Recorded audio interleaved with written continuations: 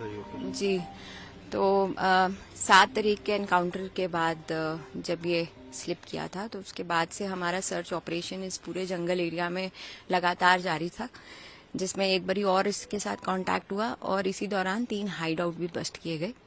आज फिर एक स्पेसिफिक इनपुट आई हमारे पास 1 बजे के करीब, पडेतर गांव पड़ता है बिलावर में, वहां से कि ये एक घर में है और इसने कुछ सिविलियंस को हॉस्टेज भी बना रखा है। हमने अपनी पार्टी को इमीडिएटली वहां पे मूव किया और हमारे जो सीआरपीएफ और आर्मी थी वो भी हमारे साथ कॉर्डन के अंदर थी। फिर एक छोटी सी जेकेपी की जो हमारी पार्टी थी, उन्होंने एक बहुत ही बहादुरी का एग्जाम्पल सेट करते हुए उन्होंने पहले सिविलियंस को वहां से इवैक्यूएट किया और सीधा अंदर उस घर के अंदर पहुंच गए। उसका वेपन जो है पहले उसने वहां से सामने से फायर किया और उन्होंने उसका वेपन फिर छीनने के बाद उसको गोलियों से मार दिया। तो मतलब लगभग कॉम्बैट सिचुएशन तक आ गया था। बिल्कुल कॉम्बैट सिचुएशन पे आया था और फायर पहले उसने सामने से खोला जैसे ही हम लोग अंदर गए और फिर उसके बाद वेपन उसका छीनने और उस पे गोलियां दागने तक हमारी पार्टी ने एक बहुत ही ज्यादा एक्सेप्शनल ब्रेवरी मैं कहूंगी, जिसके लिए जेकेपी पूरे देश भर में, विश्व भर में मशहूर है। उसी का एक एग्जाम्पल सेट करते हुए मेरी पार्टी ने इस ऑपरेशन को अंजाम दिया। तो काफी लंबा 7 तारीख आप कह रहे हैं शुरू हुआ, मतलब उस टाइम भी एनकाउंटर हुआ था, तो कुछ दिन पहले भी बहुत बड़ा सर्च ऑपरेशन चला इतने दिनों। जी बिल्कुल, काफी बड़ा सर्च ऑपरेशन चला जिसमें हमारी सारी एसओजी की पार्टीज, हमारे सीआरपीएफ और आर्मी के जवान हमारे साथ उस सर्च ऑपरेशन, कॉम्बिंग ऑपरेशन में हम लोग कंधे से कंधा मिला के चल रहे थे और उसी का नतीजा है कि हमारे जितने भी सिविलियंस यहाँ पे वो हमारे साथ हमको खबर दे रहे थे और आज भी एक इतनी स्पेसिफिक खबर आई और ये ऑपरेशन सक्सेसफुल हो पाया। मैम अभी क्या डिटेल्स है, कौन है ये एक बहुत ही ड्रेडेड आतंकी जो कि 2024 से इस एरिया में एक्टिव रहा है।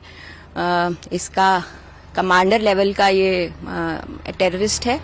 He goes by the name Usman और इसने अभी तक 6 आतंकी वारदातों को अंजाम दिया है 2024 से, जिसमें सिविलियन की डेथ्स और हमारे फोर्सेस के जवान भी शहीद हुए हैं। कौन सी ऑर्गेनाइजेशन है?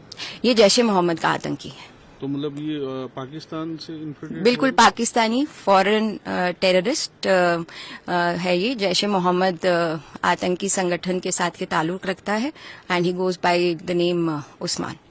मैम इतना दिन जिस तरह लगे तो कि कहाँ ये जंगल क्योंकि बहुत घना है, तो कितना एक मुशक्कत लगी, भाग ये लगभग ऑन द रन था। देखिए, तो जैसा कि आप पीछे देख ही सकते हैं कि यहाँ पे घना जंगल और बहुत सारे अंडर ग्रोथ, यहाँ पे पेड़ों की बहुत ज्यादा है।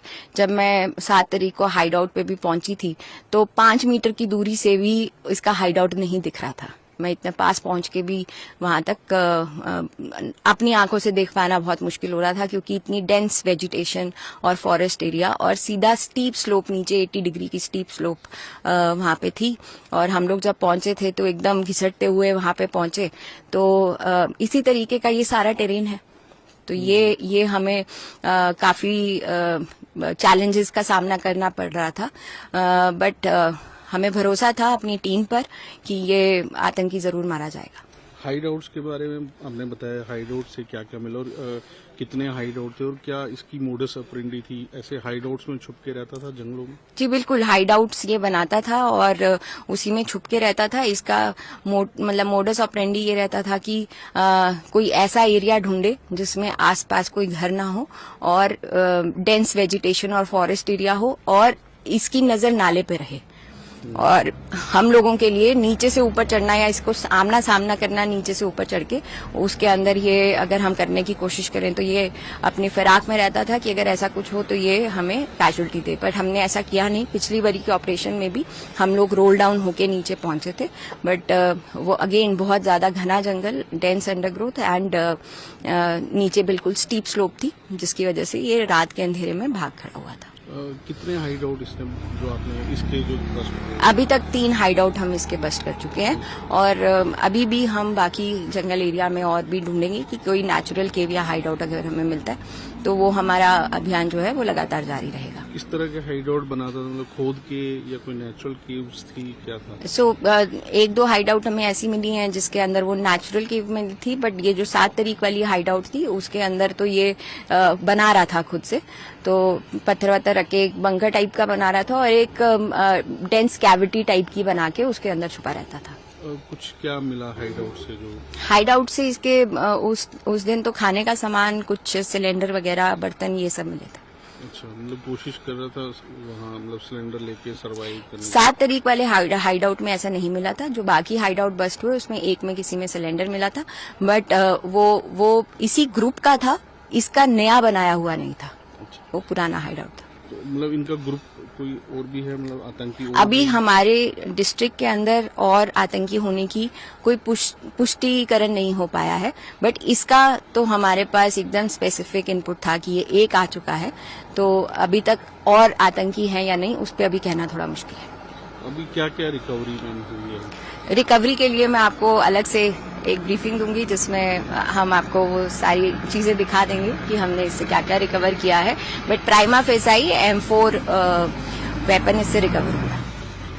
M4 अभी तक मिल चुका है? M4 वेपन मिल चुका है इससे, हाँ जी। और कोई मतलब ग्रेनेड्स या और कुछ? हाँ जी, वो भी है। मैं वो आपको जैसे ही हमारे पास, क्योंकि वो जहाँ पे ये ऑपरेशन हुआ है वहां से यहाँ तक पहुंचने का रास्ता 4 घंटे पैदल का है, जिसमें आज पूरे दिन बारिश और बर्फबारी होती रही है, तो उनको थोड़ा सा आने में, यहाँ तक पहुंचने में थोड़ी टाइम लग रहा है, तो जैसे ही वो आएंगे तो हम आपको उस पर ब्रीफ करेंगे। तो इतना मुश्किल, क्योंकि मौसम भी खराब था, उसके बावजूद भी कितनी दलेरी से इसको जो है न्यूट्रलाइज किया गया। जी बिल्कुल, आज JKP ने अपनी जाबाज, जिस तरीके से वो अपनी जाबाजी के लिए जाने जाते हैं, उसी की एक मिसाल कायम करी है। तो लगता है एक बहुत बड़ी कामयाबी, एक यहाँ से कठुआ से काफी ड्रेडेड टेररिस्ट का सफाया हुआ है। ये जी बिल्कुल, आज एक कमांडर लेवल के टेररिस्ट का, फॉरेन टेररिस्ट का सफाया किया गया है।